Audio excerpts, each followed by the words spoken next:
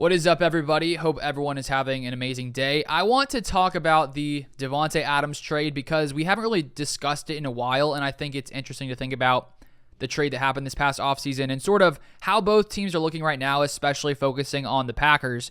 And so looking back to that trade, it's not like the Packers really had a decision or it wasn't really their decision whether or not Devante Adams left. The Packers were trying to get him to stay here with Rodgers, but as we all know, Devante Adams really wanted to go play with Derek Carr in Las Vegas, partly seemed to be wanted to be closer to family, a few other things as well. And so even though the Packers wanted Devante here in Green Bay this season, it just didn't work out. And so, of course, Devante gets traded, and in return, we get a first-round pick and second-round pick. And when we look at those picks, we, of course, draft Devontae White, Quay Walker in the first round, one of those from the Raiders, the draft picks. And then second round, we have two picks because of the Raiders' second-round pick. We trade both of those to move up to draft Christian Watson.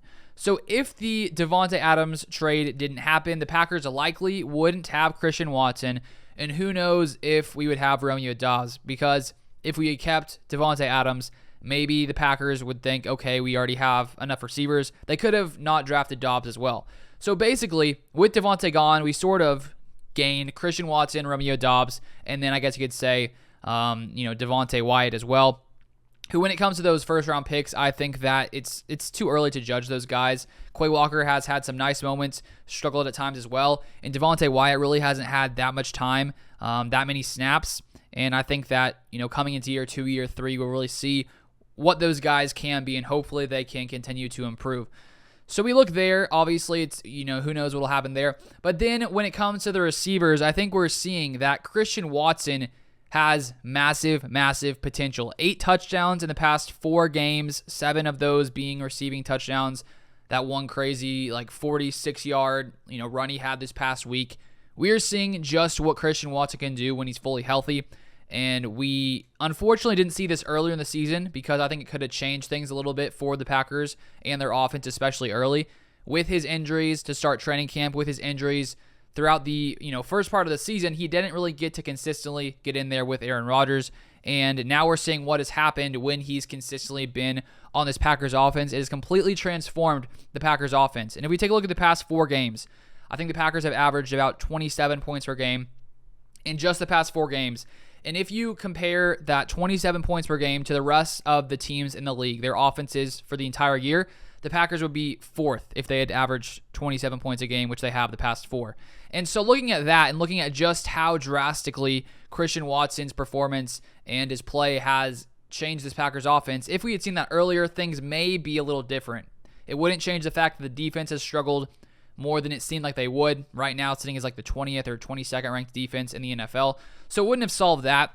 But when Brian Gutekunst made the trade, he knew that it could take a little bit of time for these guys to start developing. And the hope, of course, was that, you pay Aaron Rodgers, you bring in a couple rookies and Sammy Watkins and Alan Zard, Randall Cobb come back as well. The hope is that those guys will be able to do enough to allow this offense to continue to thrive. And Brian Gutekunst was asked yesterday about this and, Christian Watson and his recent explosion. So let me read this quote to you real fast. I saw it posted by Lambo Leapers on Instagram. He has a great Instagram account. Many of you guys probably know his account. But he said, the quote is, "When you lose a player the caliber of Devante Adams, you have to overcome it. And I think we struggled out of the gate to do that." And so if Christian Watson would have been healthier earlier, maybe there's a slight change there. Maybe not. Who knows? But we now see what the Packers offense can be with Christian Watson in.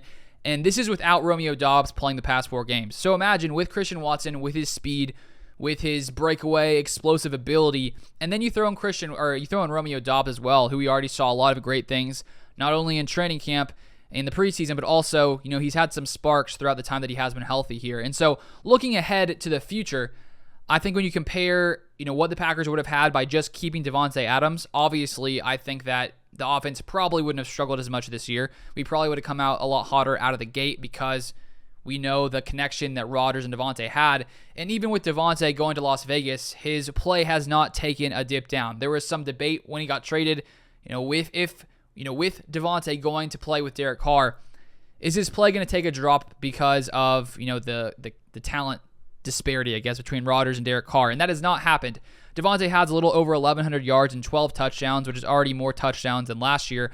where he had 11. So Devante Adams has not taken a step back, and I think that if he was here in Green Bay, this Packers offense would be a lot better this season. But looking a few years ahead, next year, the year after that, with Christian Watson here, Romeo Doubs, and of course Devonte Wyatt, especially with those receivers, I think that overall this team will probably be better in the future. So the Packers sort of took a hit in the short term, which they didn't really have an option because Devonte was wanting to leave.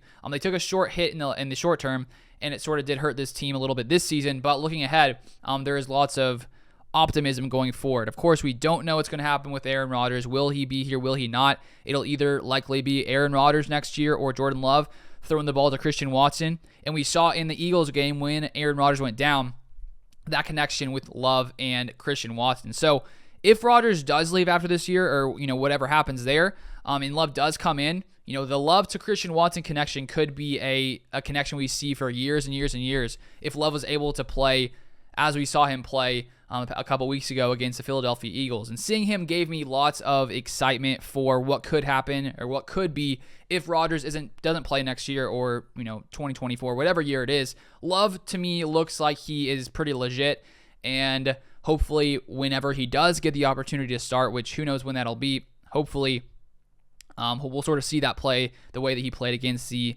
Eagles just a few weeks ago. So I think when you look at it right now, the Packers are sort of the winners of the trade just because the Raiders trading for Davante hasn't really led to them being elite, even with Devante Adams playing an elite level. They're still 5-7, slightly better than the Packers after winning the past few games.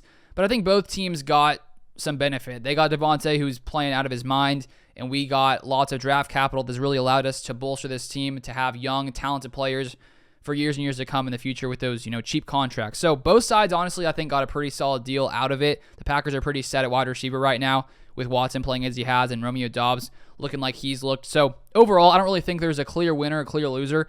You compare it to the Russell Wilson trade where you can clearly see it looks like the Broncos got the bad side of that one. The Seahawks sitting there playing a lot better than the Broncos, sitting on tons of draft capital. So luckily for us, it's not like, we obviously have played poorly this season, but we have a lot of young talent. If Christian Watson didn't look good and Romeo Doubs didn't look good, it may be a little different right now, but luckily they're looking really, really good, and it's only their first season. So let me know your thoughts in the comments down below. And earlier today, I did write a article/newsletter, whatever you want to call it, about if the Packers had to trade either Aaron Rodgers or Jordan Love, what I think the Packers would do. If you want to read my thoughts on that, I'll leave the link down below. You can read that, and if you enjoy it and you want to see more of those newsletters, you can subscribe to that by putting in your email after you read it or before you read it, whichever you would like. But feel free to check that one out. Thank you so much for watching. I appreciate you guys, and I'll see you guys next time.